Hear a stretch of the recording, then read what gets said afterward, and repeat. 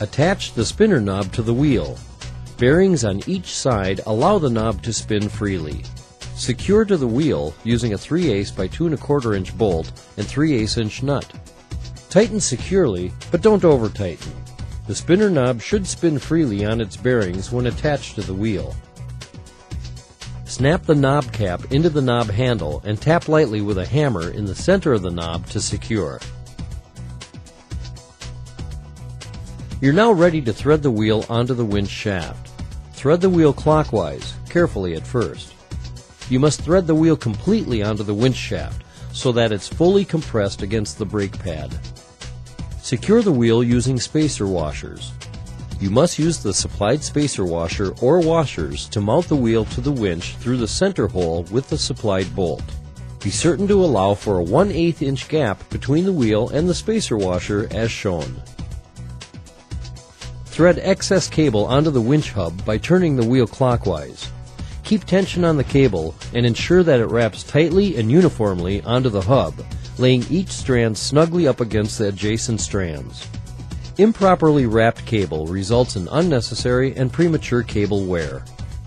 At this point in the assembly process, go ahead and firmly tighten all bolts in the assembly. Note, there are a total of 5 eye bolts to attach. One front rack cable eye bolt for the winch, located opposite the winch mount upright, plus a right and left rack side eye bolt on the rear on each side. These are positioned adjacent to 2 additional rear rack cable eye bolts on each side.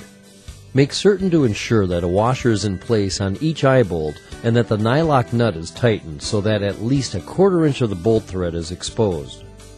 Please take note, the nylon locking nuts referred to as nylock nuts should not be reused. If one is removed, replace it with a new one. Recheck all upright levels, adjusting the brace tubes in their top slots in the lift uprights as necessary. And check the levels on the horizontal beams of the lift as well, adjusting cables as required by turning the nuts on top of the eye bolts. The next step is to attach the full-length bunks to your DVS vertical lift. Note that the lift you are assembling may include different accessories such as cradles or pontoon racks. Bolt the adjustable leg pockets to the front and rear rack beams in 4 places using 3/8 by 3 inch machine bolts and 3/8 inch hex nuts.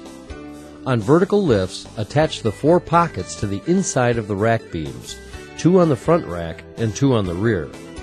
Ultimately, the distance of the pockets from the center of each rack is determined by the width and keel of the boat.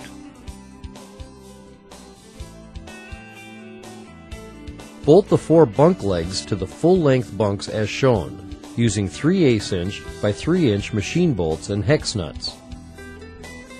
Leave the bolts loose. Attach the bunk legs and bunks at the desired height to the adjustable leg pockets, using 3/8 inch by 2 1/4 inch machine bolts and 3/8 inch hex nuts. Determining the exact height of the bunks and the proper clearance varies with the boat and is discussed in a moment.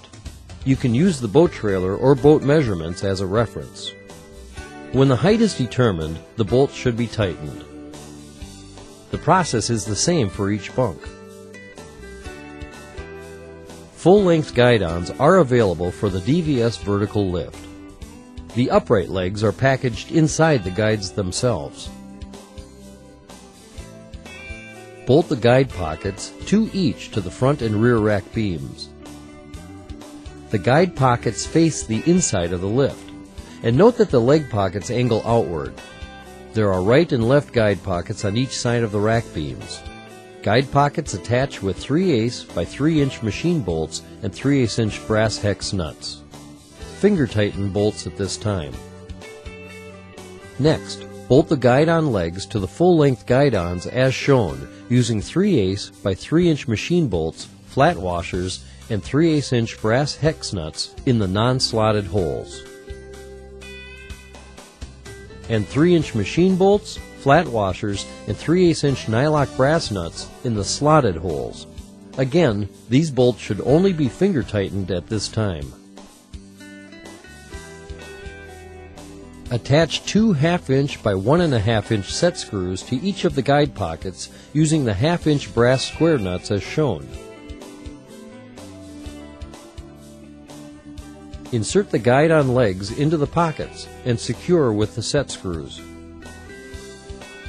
Bolts should be secured to transport or install the lift.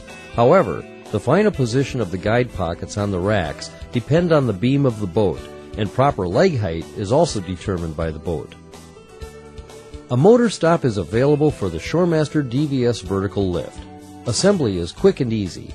First, bolt the V-rack adjustable motor stop frame to the left and right motor stop legs using the supplied hardware.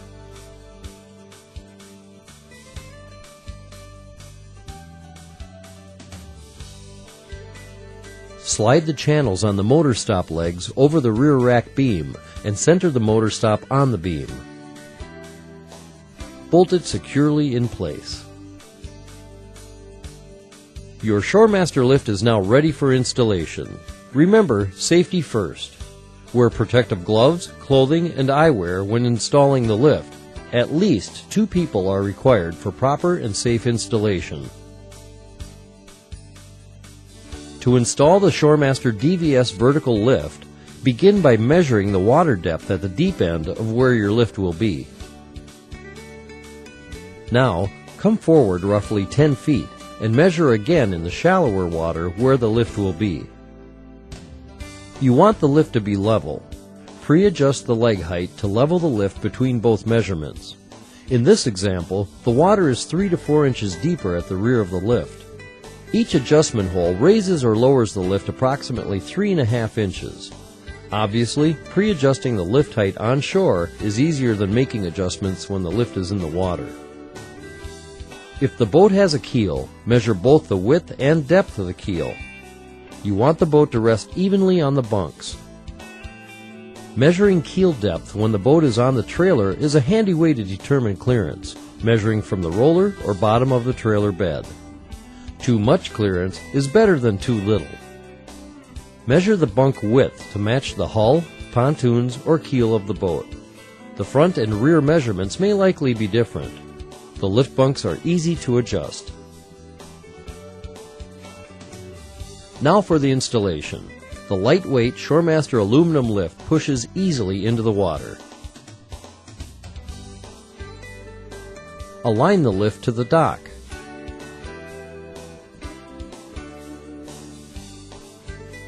When the lift is in position, make sure each of the footings is stable.